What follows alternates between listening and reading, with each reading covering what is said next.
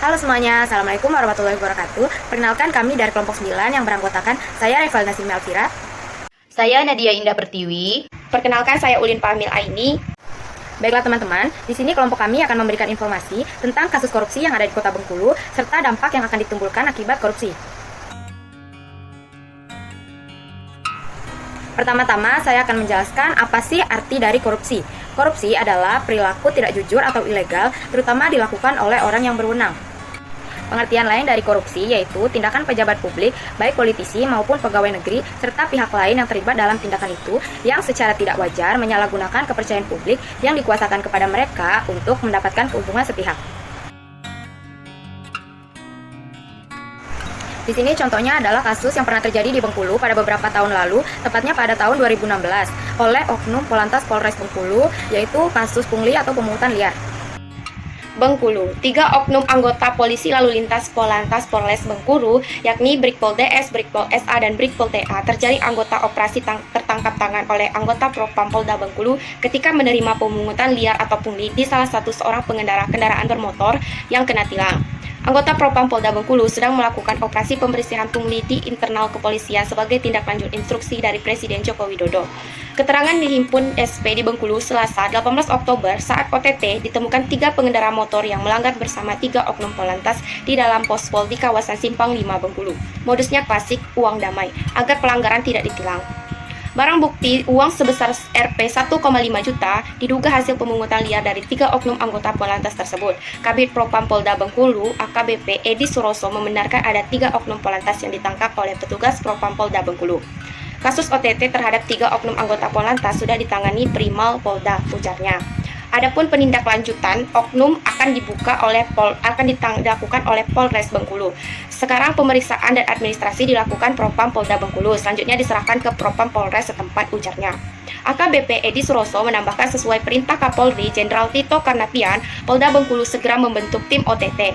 Tim khusus ini bertugas membersihkan praktik pungli di Bengkulu. Tim beranggotakan Direktorat Reskrimsus, Direktorat Reskrim, dan Bidang Propam. Sekarang kita masih merumuskan untuk membutuhkan tim tersebut. Namun dalam waktu dekat, diharapkan tim ini sudah bisa bekerja, ujarnya. Tugas tim OTT mencakup 2 hal, yakni internal dan eksternal. Sebab pemberantasan pungli dilakukan dari dalam baru kemudian keluar. Semua ini akan menjadi incaran dari tim tersebut, ujarnya.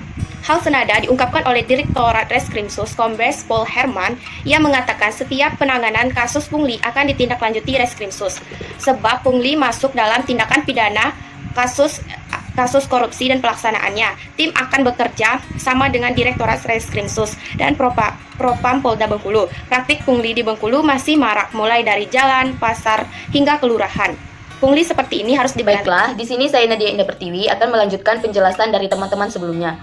Nah, kejahatan itu banyak jenisnya. Di dunia ini ada pemerasan, perampokan, penipuan, dan lain sebagainya, yang tentu saja merugikan banyak orang, khususnya yang menjadi korban. Kejahatan dalam dunia pemerintahan bisa juga disebut dengan pungutan liar atau biasa disebut dengan pungli. Nah, pungutan liar ini sama saja dengan kejahatan seperti lainnya. Hanya saja kejahatan jenis ini dilakukan oleh oknum pegawai-pegawai dan sejenisnya.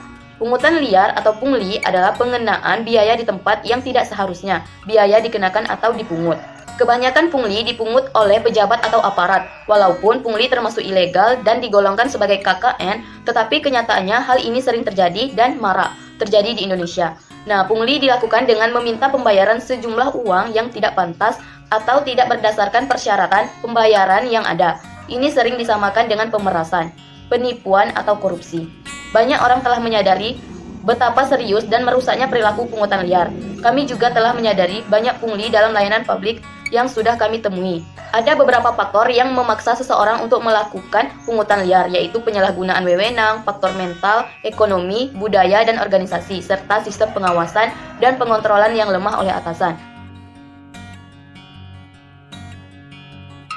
Pungutan liar ini memberikan banyak dampak terhadap lingkungan sekitarnya, di antaranya yaitu hilangnya rasa aman yang dimiliki oleh masyarakat dalam berkendara, terutama melewati daerah-daerah yang sering terjadi pungutan liar seperti tilang dadakan. Hal ini menyebabkan masyarakat menjadi takut serta memaklumi dan memilih untuk memberikan sejumlah uang kepada pelaku pungutan liar. Dan adanya sikap takut untuk melaporkan pelaku pungutan liar kepada pihak berwajib inilah yang menyebabkan pungutan liar di jalanan susah untuk diatasi. Selain itu, kasus ini juga berdampak terhadap negara dan masyarakat, yaitu dapat mengakibatkan melambatnya pertumbuhan ekonomi suatu negara, menciptakan masalah dan kesenjangan sosial, bisa merusak tatanan peradaban masyarakat, dan meningkatkan kemiskinan di daerah-daerah kecil. Oleh karena itu, kita sebagai mahasiswa sangat berperan penting terhadap masyarakat untuk memberantas korupsi. Mahasiswa diharapkan dapat berperan sebagai agen perubahan dan motor penggerak gerakan anti korupsi di masyarakat. Hidup mahasiswa, terima kasih. Wassalamualaikum warahmatullahi wabarakatuh.